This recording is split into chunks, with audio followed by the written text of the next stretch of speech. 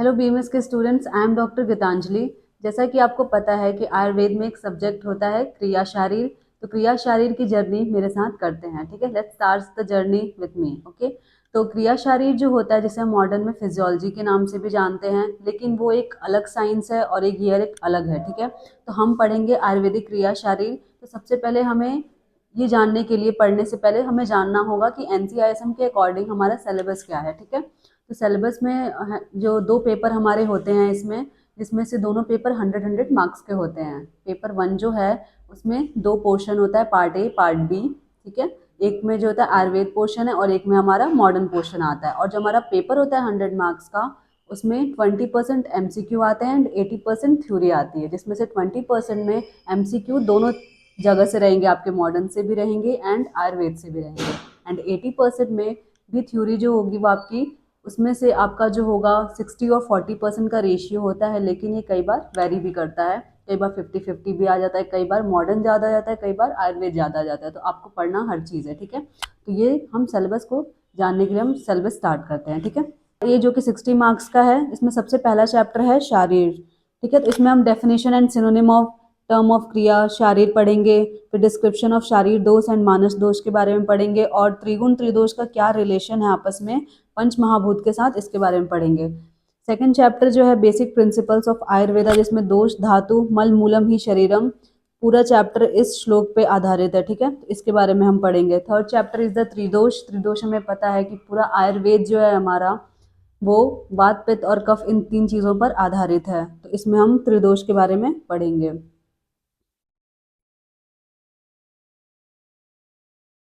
ये first second and third chapter जो है, इन तीनों को मिला करके 8 मार्क्स के क्वेश्चंस आते हैं, ठीक है। एंड 4, 5 एंड 6 चैप्टर्स जो हैं, इनको मिला करके ये 7, 8, 9 पूरा चैप्टर है 8 तक, ये इसमें 26 मार्क्स के क्वेश्चन आते हैं। तो 4 चैप्टर का नाम है वात दोष, पित्त दोष, और 5th का नाम है पित्त दोष एंड 6th का कफ दोष। ये 3 जो चैप्टर्स हैं, इन तीनों में जो लिखने का तरीका होगा एग्जाम्स में, जो भी वो सेम होगा। सबसे पहले तो वात दोष अगर पढ़ते हैं, पित्त दोष और कफ दोष, तीनों चीज जो भी इसमें से क्वेश्चंस आएंगे, आपका जो लिखने का तरीका होगा कि पहले हम निरुक्ति लिख दिया, व्युत्पत्ति लिख दिया, परिभाषा, गुण कर्म दोष इनके हो गए, फिर इनकी वृद्धि और क्षय के लक्षण, ये सारी चीज़ें यहाँ पे हम पढ़ेंगे। जैसे कि यहाँ पे आप देखिए, इनकी जगह क्या है, स्थान क्या है, इनकी सिमिलैरिटी डिफरेंसेस क्या हैं, ये सारी चीज़ें हम पढ़ेंगे इसमें। इनके प्रकार कितने हैं, ये सारे, तो ये तीनों चैप्टर्स बहुत इंपॉर्टेंट है। यहाँ से एक लॉन्ग क्वेश्चन आता है, 10 मार्क्स का आना ही है, और एक 5 मार्क्स का क्वेश्चन भी आता है। 7 चैप्टर इज दोष वृद्धि क्षय। जो ऊपर हमने दोष पढ़ा है वात पित्त कफ, उन्हीं की वृद्धि और क्षय और डिटेल में इसमें पढ़ेंगे, ठीक है। 8 इज क्रिया काल। क्रिया काल में आपको पढ़ना होगा कि 6 षट क्रिया काल होते हैं, आचार्य सुश्रुत ने दिया है। इसमें आप पढ़ेंगे कि एक डिजीज की जो पैथोजेनेसिस होती है, स्टार्टिंग वो 6 स्टेजेस में कैसे डिवाइडेड है, इस चीज़ के बारे में आप पढ़ेंगे, ठीक है। 9 चैप्टर इज प्रकृति। हर मनुष्य की एक प्रकृति होती है। आपको पता चलेगा कि every person is different in its personality because only due to its प्रकृति। तो यहाँ पे हम प्रकृति के बारे में पढ़ेंगे। लिखने का तरीका वही होगा, व्युत्पत्ति निरुक्ति। आपको पता नहीं होगा कि व्युत्पत्ति निरुक्ति क्या होता है, जब हम पढ़ेंगे तो इसे हम एक्सप्लेन करेंगे, ठीक है। 10 चैप्टर इज आहार। आहार जो हम भोजन लेते हैं, उसके बारे में हम पढ़ेंगे कि क्या डेफिनेशन है, उसकी क्लासिफिकेशन, उसकी इंपॉर्टेंस क्या है, किस तरीके का आहार हमें खाना चाहिए अपने डाइट में, एवरीथिंग, ठीक है। And 10, 11 and 12 chapter comprises of 26 marks, ठीक है। 11 चैप्टर इज अग्नि। अग्नि, इसमें अग्नि की डेफिनेशन, इंपॉर्टेंस, उसके पर्याय, उसका क्लासिफिकेशन और उसका फंक्शन क्या है, ये सब चीज़ों के बारे में पढ़ेंगे। उसके टाइप्स कितने होते हैं, जैसे कि जठर अग्नि, भूत अग्नि, धातव अग्नि, ये सब चीज़ें होती हैं। 12 चैप्टर इज आहार पाक। जो भी हमने आहार, पहले चैप्टर में क्या हुआ, एक सीक्वेंस में दिया हुआ है इसमें कि पहले आहार क्या होता है, फिर उसे पचाने वाली अग्नि, अब अग्नि इसको पचाएगी कैसे, वो हम पढ़ेंगे 12 चैप्टर में आहार पाक में, ठीक है। इसमें हम पढ़ेंगे कि अनव स्रोतस, ये स्रोतस इज़ वेरी इंपॉर्टेंट। इसके बारे में लेते हुए हम पढ़ेंगे कि आहार का पाक कैसे होता है, ये सारी चीज़ें हम इसमें देखेंगे, ठीक है। अब हमने पढ़ लिया कि जो पेपर 1 था हमारा 100 मार्क्स का, वो उसमें से हमने पार्ट ए पढ़ा कि आयुर्वेद पोर्शन के क्या क्या चैप्टर्स थे। अब हम पार्ट बी पे चलते हैं, जो कि 40 मार्क्स के आते हैं। तो इसमें सबसे पहला चैप्टर है फिजियोलॉजी ऑफ होम्योस्टेसिस। होम्योस्टेसिस में क्या है कि definition, mechanism of maintenance of homeostasis. यहाँ से अब 10 मार्क्स के क्वेश्चंस आने लगे हैं, पहले यहाँ से कोई क्वेश्चन नहीं आता था, तो इसके हिसाब से हम इसको पढ़ेंगे। Second chapter is physiology of respiratory system, जिसमें हमने पढ़ा भी होगा 12th में कि रेस्पिरेटरी सिस्टम क्या होता है, हमारे लंग्स एल्वुलाई किस तरीके से वर्क करते हैं, लेकिन हमें 12th के लेवल का नहीं पढ़ना है। इसमें थोड़ा सा आगे पढ़ेंगे कि इसमें ट्रांसपोर्ट क्या होती है, हमारा जो न्यूरल कंट्रोल जैसे कि neural and chemical control of respiration क्या है, आर्टिफिशियल रेस्पिरेशन जिसमें हम सीपीआर के बारे में पढ़ते हैं, कार्डियो पल्मोनरी रेसिसाइटेशन, ये सारी चीज़ें, एस्फाइक्सिया जिसको हम दम घोटू भी कहते हैं, हाइपोक्सिया, ये सारी चीज़ें हम पढ़ेंगे डिजीज़। ठीक है, यहाँ से भी 10 मार्क्स का क्वेश्चन आता ही है, या तो केमिकल कंट्रोल ऑफ रेस्पिरेशन आएगा, या फिर ट्रांसपोर्ट पे आएगा, या फिर इन डिजीजेस पे आएगा एमसीक्यू। ठीक है, third chapter is physiology of gastrointestinal tract, that is the alimentary canal GIT. उसके बारे में हम पढ़ेंगे कि क्या क्या सिक्रेशंस होती हैं, इनका पहले फंक्शनल एनाटमी हम पढ़ेंगे, जो कि हम एनाटमी में भी हम पढ़ते हैं, तो वहाँ से भी अगर हमने अच्छे से पढ़ा है तो यहाँ पे हमें पढ़ने की ज़रूरत नहीं पड़ती है। फिर अलग अलग डाइजेस्टिव जूसेस क्या हैं, किस जगह पे सिक्रीट होते हैं, उनका अलग अलग प्लेस पे क्या क्या काम है, तो ये सारी चीज़ें हम देखेंगे। ठीक है, और मूवमेंट ऑफ गट, ये न्यू टॉपिक है हमारा, जो कि 12th लेवल से आपको डिफरेंट मिलेगा, तो यहाँ से क्वेश्चन आता है।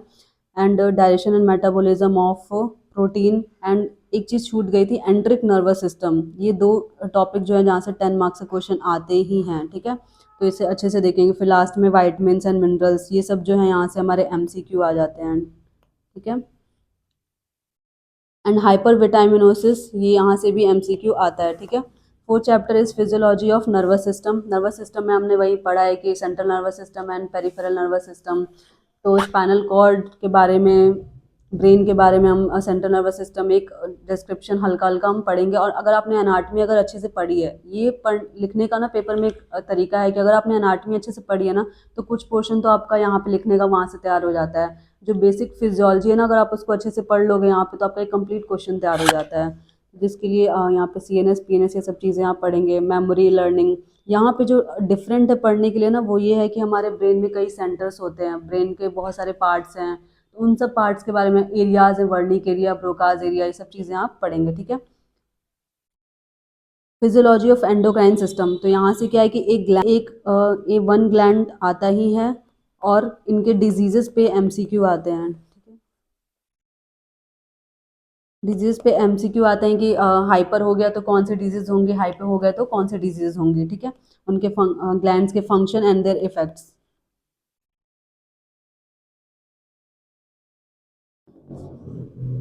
First second and third chapter जो थे टोटल 23 मार्क्स के हैं, और 4 5 चैप्टर जो है 17 मार्क्स के हैं।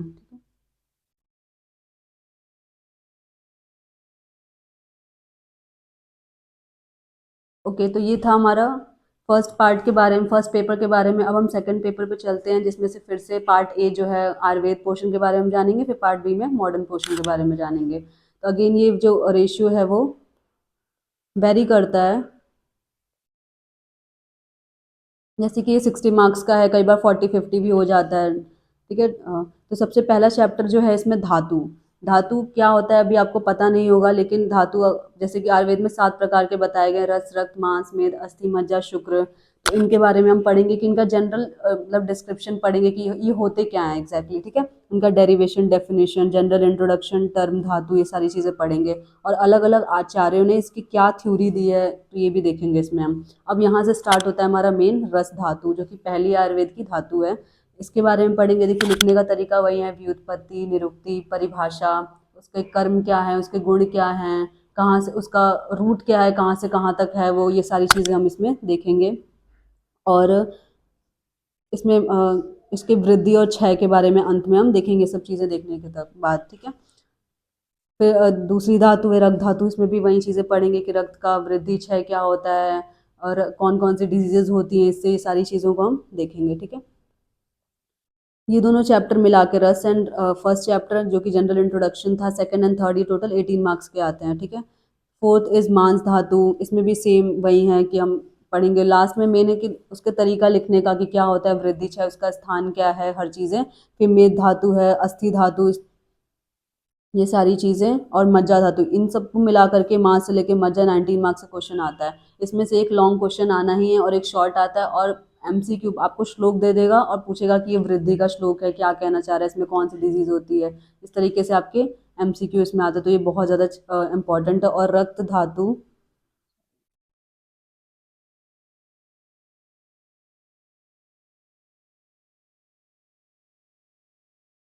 धातु इज़ वेरी इंपॉर्टेंट, यहाँ से बहुत ज़्यादा क्वेश्चन आते हैं, ठीक है।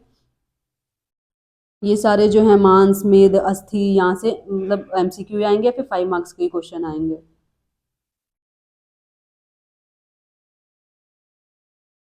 नेक्स्ट इज शुक्र धातु। शुक्र धातु में क्या है, डेरिवेशन, लोकेशन, प्रॉपर्टीज के फंक्शन क्या हैं, फिर उसके लास्ट में क्षय वृद्धि, ये सारी चीज़ें हैं, ठीक है।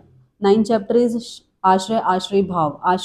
जैसे कि कोई भी जो धातु होती है ना, वो वात पित्त कफ इन दोष के आश्रय आश्रय भाव, इन दोनों का क्या जो रिलेशन होता है ना, उसे हम कहते हैं आश्रय आश्रय भाव। आप पढ़ेंगे कि आगे इसकी क्या अप्लाइड फिजियोलॉजी, क्योंकि ये बहुत इंपॉर्टेंट है ट्रीटमेंट में आश्रय आश्रय भाव को समझना, जिसमें से एक अपवाद भी देखते हैं आप, और जो वायुवात का जो है इसमें अपवाद होता है, बाकी पित्त और कफ का एक जनरल जो कहना चाहते हैं आचार्य वही होता है, अपवाद इस बात, ठीक है। ये आगे हम पढ़ेंगे। 10 चैप्टर इज ओज।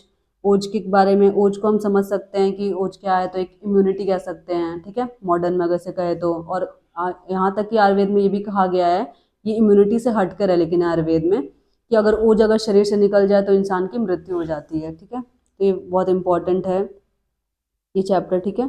इसमें ओज व्यापत, क्षय, ये जो आचार्य ने दिए, ओज क्या है, ओज विश्रम, ये जो होता है तीनों बहुत इंपॉर्टेंट है, ठीक है। क्लासिफिकेशन गिवन बाय सुश्रुत, ठीक है। 11 चैप्टर इज उपधातु। अब धातुओं के बाद उपधातु क्या होती है, तो इसके बारे में हम देखेंगे, इनका इंट्रोडक्शन, डेरिवेशन, डेफिनेशन ऑफ उपधातु। इसमें 3 उपधातु हमें 3 होती है पढ़ना है, जैसे कि स्तन्य, आर्तव एंड त्वक, ठीक है। त्वक मीन्स त्वचा, स्किन, ये हमारी उपधातु है। नेक्स्ट इज मल। मल क्या होता है, जो हमारा वेस्ट प्रोडक्ट है बॉडी का, वो मल है। लेकिन यहाँ पे एक चीज़ है कि पूरे 3 चीज़ें पढ़नी है हमें, पुरुष, मूत्र, स्वेद, लेकिन ये मॉडर्न से काफ़ी डिफरेंट है कि वेस्ट नहीं होता है टोटल। यहाँ पे हमें अपने मल की रक्षा करने के लिए भी बताया गया, आगे आगे हम पढ़ेंगे। जैसे कि राजक्षमा का जो रोगी होता है, उसमें पुरुष का कहा जाता है कि उसका संग्रह होना चाहिए, वरना अगर पुरुष क्षय हो गया तो उसकी मृत्यु भी हो जाती है। तो आप इसको कंबाइन मत करना कि मॉडर्न का ये मल है तो ये आयुर्वेद का भी सेम होगा, ठीक है, इट्स डिफरेंट। चैप्टर 13 इंद्रिय। 13 चैप्टर इज इंद्रिय विज्ञान। इसमें क्या है कि आपको पंच इंद्रिय पढ़ना है, फिजियोलॉजी एंड परसेप्शन ऑफ शब्द, स्पर्श, रूप, रस, गंध के बारे में पढ़ेंगे, जो हम ये इनकी फिजियोलॉजी पढ़ेंगे, और कर्मेंद्रियों के बारे में पढ़ेंगे, ठीक है। फिर 14 चैप्टर इज द मन। मन क्या होता है, मन व स्रोतस क्या है, इन सब चीज़ों के बारे में हम पढ़ेंगे। 15 इज आत्मा। आत्मा, आत्मा के उसमें टाइप्स देखेंगे, उसके डेफिनेशन को देखते हुए, फिर कैरेक्टरिस्टिक फीचर क्या है आत्मा का। फिर 16 इज निद्रा एंड स्वप्न। यहाँ से जो क्वेश्चन है ना, निद्रा एंड स्वप्न, ये फिजियोलॉजी में भी कंबाइंड फॉर्म में आता है कि describe the dream and sleep cycle, इस तरीके से। तो इन दोनों को मिला करके हम इसको पढ़ेंगे कि हमें लिखना कैसे, अगर 10 मार्क्स में ये क्वेश्चन आ रहा है तो आपको इस पहले आयुर्वेद का पोर्शन लिखना है और फिर उसके बाद मॉडर्न को भी डिस्क्राइब करना है, ठीक है, निद्रा एंड स्वप्न। तो इट्स वेरी इंपॉर्टेंट। ये तीनों उतना इंपॉर्टेंट नहीं है, यहाँ से MCQ ही आते हैं, लेकिन निद्रा इज इम्पॉर्टेंट, ठीक है। Coming to the part B, that comprises of the 40 marks, ठीक है। इसमें पहला चैप्टर है haemopoietic system. Haemopoietic system that is the system which is related to the blood and blood vascular system, ठीक है। इसमें हम कॉम्पोजिशन, फंक्शन ऑफ ब्लड पढ़ेंगे, कितने टाइप्स के होते हैं। Haemopoiesis that is the formation of blood, and the function of haemoglobin, blood clotting mechanism, ये इंपॉर्टेंट है, यहाँ से हमारा क्वेश्चन आता है लॉन्ग में, ठीक है। फिर एंटीकोगुलेंट्स के बारे में, physiological basis of blood groups कितने होते हैं वो पढ़ेंगे हम। फिर plasma proteins and anaemia and jaundice, that यहाँ से जो हमारा होता है ना, ये डिफरेंट है, जो कि हमने 12th में नहीं पढ़ा था। तो और ये ब्लड क्लॉटिंग मैकेनिज्म, तो इस पे दोनों पे हम फोकस करेंगे। यहाँ से हमारे क्वेश्चन आते हैं 10 मार्क्स के, ठीक है। And the first, second and third chapter, ये तीनों को मिला के 18 मार्क्स का क्वेश्चन आना ही है। तो एक 10 आ जाएगा, तो एक शॉर्ट क्वेश्चन आएगा और कुछ MCQ, मतलब इसमें से तीनों चीज़ें आएंगी, ठीक है। इम्यूनिटी हमने ओज पढ़ा था वहाँ पे, अगर ये लॉन्ग में क्वेश्चन आता है तो हम इसको ओज के साथ कंबाइन करके पढ़ेंगे, ठीक है। इसमें हम पढ़ेंगे कि क्लासिफिकेशन क्या है इम्यूनिटी की, जो दिया गया है। फिर डिफरेंट मैकेनिज्म क्या क्या इन्वॉल्व होते हैं इम्यूनिटी में, कैसे हमारी बॉडी प्रोटेक्ट करती है अगेंस्ट फॉरेन बॉडीज़, ठीक है। फिर 2 तरीके की सेल्स होती हैं, B cells and T cells. 2 तरीके के मैकेनिज्म होते हैं, cell mediated immunity and humoral, तो वो चीज़ें हम देखेंगे इसमें। एंड द लास्ट में hypersensitivity. Third chapter is physiology of cardiovascular system, that is the heart. इसमें हम cardiac cycle, functional anatomy of cardiovascular system, जो कि हम एनाटॉमी में भी पढ़ते हैं फास्ट, कार्डियक साइकिल के बारे में, हार्ट साउंड से सारी चीज़ें देखेंगे, बेसिस ऑफ ईसीजी, ये सब देखेंगे। Fourth chapter is the muscle physiology, muscles के बारे में, cardiac muscles, smooth muscles and skeletal muscle, 3 types हैं, उनकी फिजियोलॉजी क्या है वो। एडिपोज टिश्यू में हम पढ़ेंगे लिपोप्रोटीन्स के बारे में, जैसे कि वीएलडीएल, एलडीएल, एचडीएल हो गया, triglycerides and the function of skin, sweat gland, sebaceous glands, ठीक है। Physiological physiology of male and female reproductive system, जो कि हम एनाटॉमी में भी पढ़ते हैं। यहाँ पे हमें पढ़ना है मेंस्ट्रुअल साइकिल, ठीक है। मेंस्ट्रुअल साइकिल से क्वेश्चन आते हैं 10 मार्क्स के, यहाँ से एमसीक्यू भी आता है एंड लॉन्ग भी, इसकी ग्राफ एवरीथिंग हम देखेंगे, ठीक है। फिजियोलॉजी ऑफ एक्सक्रीशन में function anatomy of urinary track, functions of kidney, mechanism of formation of urine, that ये इंपॉर्टेंट है, यहाँ से क्वेश्चन आते हैं, ठीक है। मिक्चुरेशन, 2 चीज़ें। And the last chapter is the special senses sleep and dream. मैंने कहा था ना कि स्लीप एंड ड्रीम जो था, यहाँ से 10 मार्क्स का क्वेश्चन आता है, तो इसे हम निद्रा के साथ कंबाइन करके पेपर में लिखेंगे और वैसे ही पढ़ेंगे भी। फिजियोलॉजी ऑफ सेंसेस पढ़ेंगे and physiology of sleep and dream. And that is all about the syllabus of Priya Sharan.